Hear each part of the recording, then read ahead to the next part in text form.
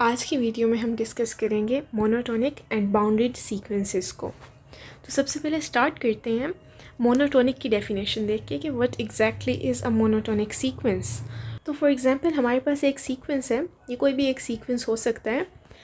If it keeps moving in one direction only up और down, तो ऐसे sequence को हम मोनोटोनिक सीक्वेंस कहते हैं। मतलब कि वो सिर्फ एक ही डायरेक्शन में मूव करेगा। अगर वो इंक्रीज़ कर रहा है तो वो इंक्रीज़ करता रहेगा, नहीं तो वो डिक्रीज़ करता रहेगा अगर वो डिक्रीज़ कर रहा है तो।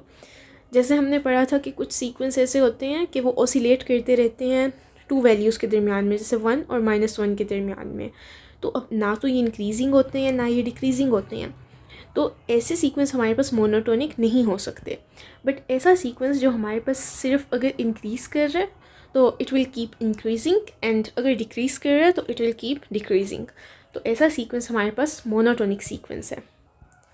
ये आपको इसके नेम से भी पता चल सकता है कि देखिए, मोनो का मतलब होता है तो सिंगल कह सकते हैं आप इसे, या फिर वन भी कह सकते हैं, और अलोन भी, मतलब कि ये एक ही तरह का होता है। टोनिक इसकी एक ही तरह की टोन होगी। Monotonic single tone, one tone वाला हमारे पास एक सीक्वेंस होगा। तो अब इससे हम कुछ रिलेटेड टर्म्स देख लेते हैं। तो सबसे पहले हमारे पास है इंक्रीजिंग। अगर हमारा सीक्वेंस इंक्रीजिंग हो तो वो कैसे होगा, तो देखिए हमारे पास है टर्म दिया हुआ, अगर ए सब n+1 टर्म है हमारे पास, तो वो हमेशा हमारे पास या तो इक्वल होगा या फिर ग्रेटर देन होगा a सब n। तो इसे हम देख लेते हैं। फॉर एग्जांपल हमारे पास फर्स्ट टर्म था a1, और ये समझ लें हमारे पास 1 था। तो अगर हमारे पास an यहाँ पर a1 था, तो an+1 टर्म हमारे पास कौन सा होगा, 1 में हम 1 को ऐड कर देंगे तो वो हमारे पास a सब 2 टर्म आ जाएगा।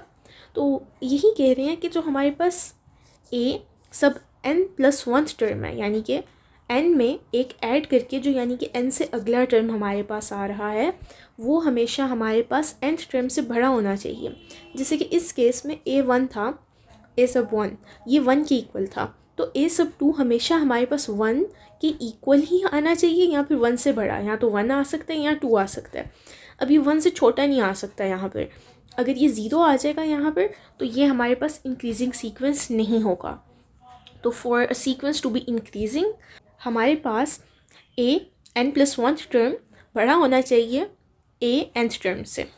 तो अब हम देखते हैं स्ट्रिक्टली इंक्रीजिंग हमारे पास क्या है। इंक्रीजिंग में हमने देखा था a n से जो सा अगला टर्म था वो हमेशा या तो इक्वल होता था a n के, या फिर a n से बड़ा होता था। तो इस केस में क्या है कि ये इक्वल नहीं होगा, ये हमेशा बड़ा ही होगा। तो देखिए हमने इंक्रीजिंग की भी एग्जांपल थी हमारे पास कि अगर ये हमारे पास नेचुरल नंबर का सीक्वेंस है, ये देखिए हमेशा इंक्रीज़ कर रहा है। अब अगर हम स्ट्रिक्टली इंक्रीजिंग में देखें तो हमारे पास n² दिया गया है, तो an हमारे पास n² के इक्वल है। तो फॉर एग्जांपल a1 है हमारे पास, ये हमारे पास 1² 1 ही होता है।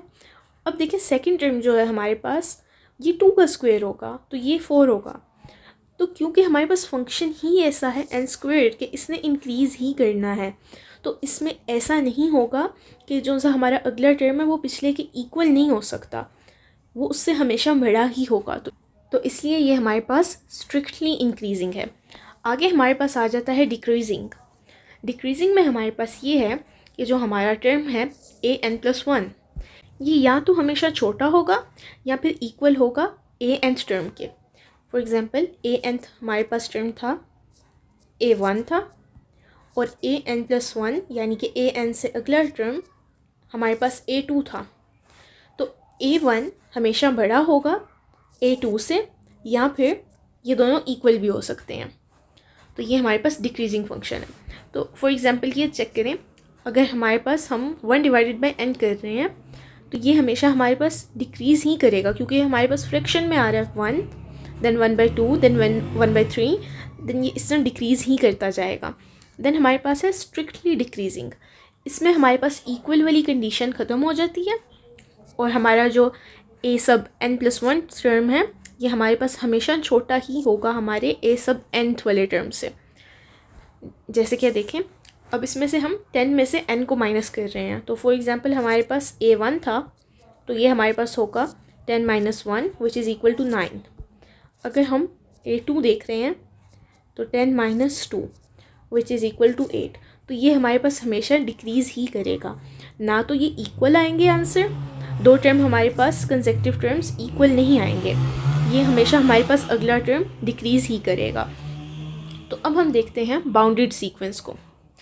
बाउंडेड सीक्वेंस में हमारे पास क्या होता है, अगर हमारा जो सीक्वेंस है it can not go too high और टू लो, तब हम इसे बाउंडेड सीक्वेंस कहते हैं। फॉर एग्जांपल आप एक लिमिट बयान कर रहे हैं जिसमें हमारे पास फ्लोर होता है और हमारे पास सीलिंग होती है।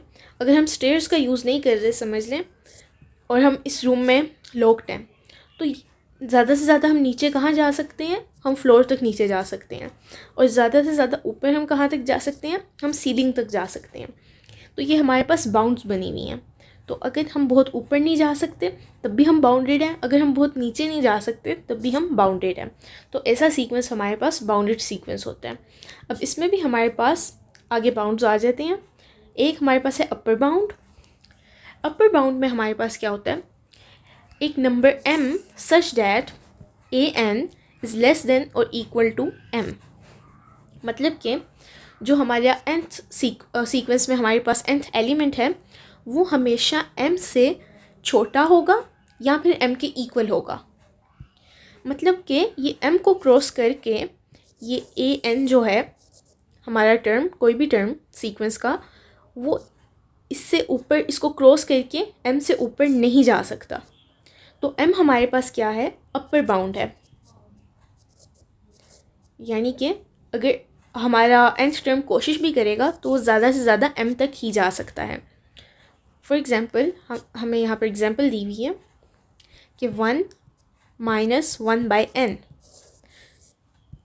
तो इसमें हमारा अपर बाउंड 1 है, क्योंकि देखें जो भी हमारे पास चीज़ आएगी 1 बाई n में, उसको हम 1 में से सब्ट्रैक्ट कर देंगे। मतलब कि कभी भी हमारा जो सा सीक्वेंस का कोई भी टर्म है वो 1 से इंक्रीज़ नहीं कर सकता। देन हमारे पास लोअर बाउंड है। लोअर बाउंड में हमने स्मॉल m से रिप्रेजेंट किया है। लोअर बाउंड हमारे पास एक ऐसा नंबर है स्मॉल m कि जो भी हमारा nth टर्म है वो हमेशा बड़ा होगा या इक्वल होगा इस m से। देखें ये m हमारे पास समझ लें ये फ्लोर है, और जो भी हमारा टर्म है an वो नीचे जाने की कोशिश करेगा, बट वो इससे नीचे, इस m से नीचे नहीं जा सकता, बिकॉज़ ये हमारा लोअर बाउंड है। और इसमें हमारे पास देखें एग्जाम्पल क्या है, 1 बाई n। तो ये हमारे पास बाउंड हुआ है 0 से।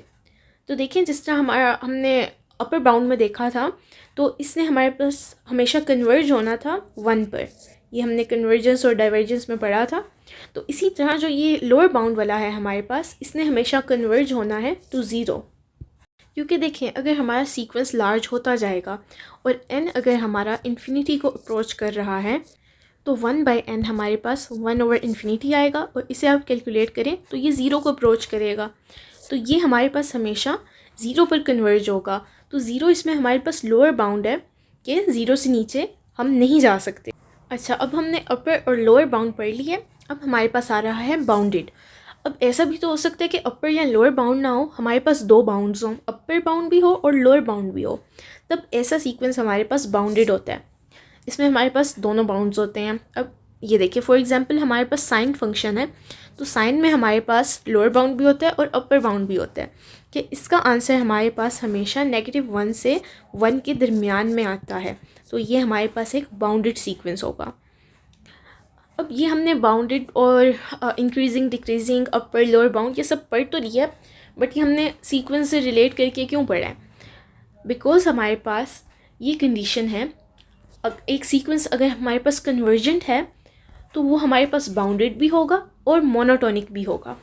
तो एक सीक्वेंस के कन्वर्जेंट होने के लिए हमारे पास दो कंडीशंस हैं कि it must be bounded and it must be monotonic.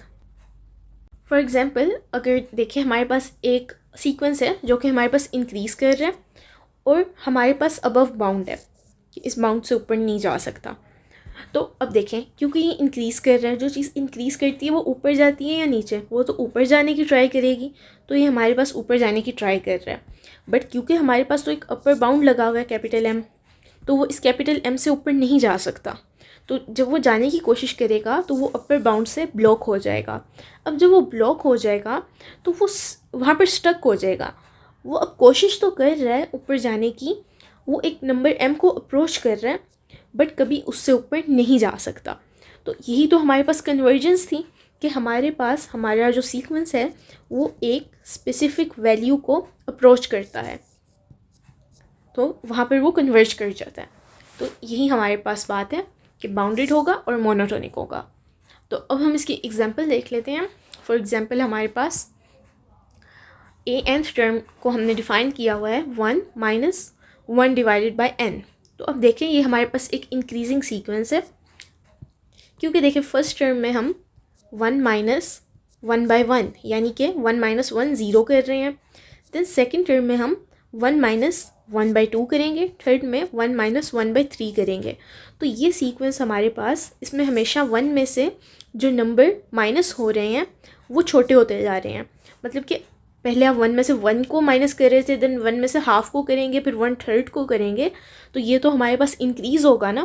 पहले तो हमने पूरा 1 ही सब्ट्रैक्ट कर दिया था, लेकिन फिर आपके पास 0.5 बचेगा, फिर इसी तरह ये आपके पास सीक्वेंस इंक्रीज़ करता जाएगा। तो ये देखें ये इंक्रीजिंग सीक्वेंस है, बट ये बाउंडेड भी है। देखें बिकॉज हमारे पास हमेशा ये 1 है कि अगर हमारा n इन्फिनिटी को भी अप्रोच कर रहा है तो 1 माइनस 0 ज़्यादा से ज़्यादा इन्फिनिटी को अप्रोच करेगा, तब भी हमारे पास 1 बचा रहेगा। तो सीक्वेंस हमारा 1 पर कन्वर्ज कर रहा है।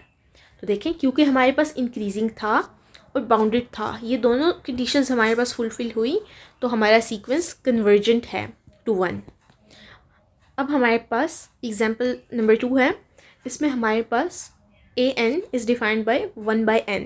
अब देखिए ये डिक्रीजिंग है, बिकॉज 1 बाय 1 ये सबसे पहले हमारे पास 1 आएगा, फिर 1 बाय 2, फिर 1 बाय 3, इसी तरह ये डिक्रीज़ करता जाएगा।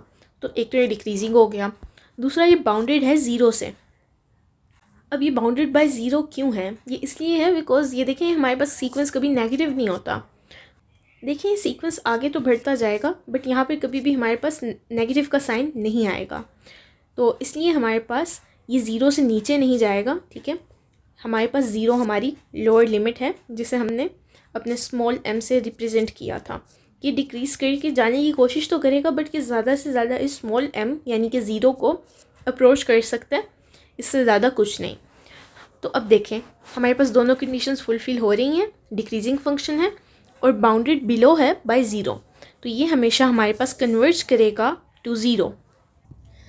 अब एक और बात आप लोगों ने नोट की होगी कि अगर हमारा सीक्वेंस जब इंक्रीजिंग था और अबव बाउंडेड था वो हमारे पास, तो जौन सी अबव बाउंड्री थी वो कन्वर्ज भी वहीं पर कर रहा था 1 पर, और जब ये डिक्रीज़ कर रहा है और बाउंडेड बिलो है तो जो हमारी लोअर बाउंड्री थी वो कन्वर्ज भी वहीं पर करेगा।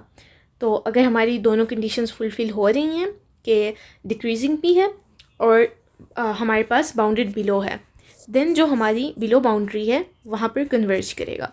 और इसी तरह अगर इंक्रीज़ कर रहा है और हमारे पास एक अपर बाउंड्री भी है और वो बाउंडेड है, देन ये हमारे पास कन्वर्ज करेगा टू डेट अपर बाउंड। तो अब हम इसकी समरी देख लेते हैं। समरी हमारे पास यही है, if a sequence is both monotonic and bounded then it must converge. और ये भी मैंने आपको बता दिया कि अगर इंक्रीज़ कर रहा है और हमारे पास अपर बाउंड है तो उस अपर बाउंड पर कन्वर्ज करेगा, और अगर डिक्रीज़ कर रहा है और लोअर बाउंड है तो उस लोअर बाउंड पर कन्वर्ज करेगा। बट ऐसे केसेस भी होते हैं कि हमारे पास एक से ज़्यादा अपर बाउंड्स होते हैं या फिर एक से ज़्यादा लोअर बाउंड्स होते हैं। तो अगर एक से ज़्यादा अपर बाउंड्स है तो जो सबसे लोएस्ट अपर बाउंड है ये वाला, इस पर ये हमारे पास देन कन्वर्ज करेगा। और लोअर बाउंड के केस में जो हमारे पास हाईएस्ट लोअर बाउंड है ये वाला, इस पर कन्वर्ज करेगा। तो आज के लेक्चर में बस इतना ही।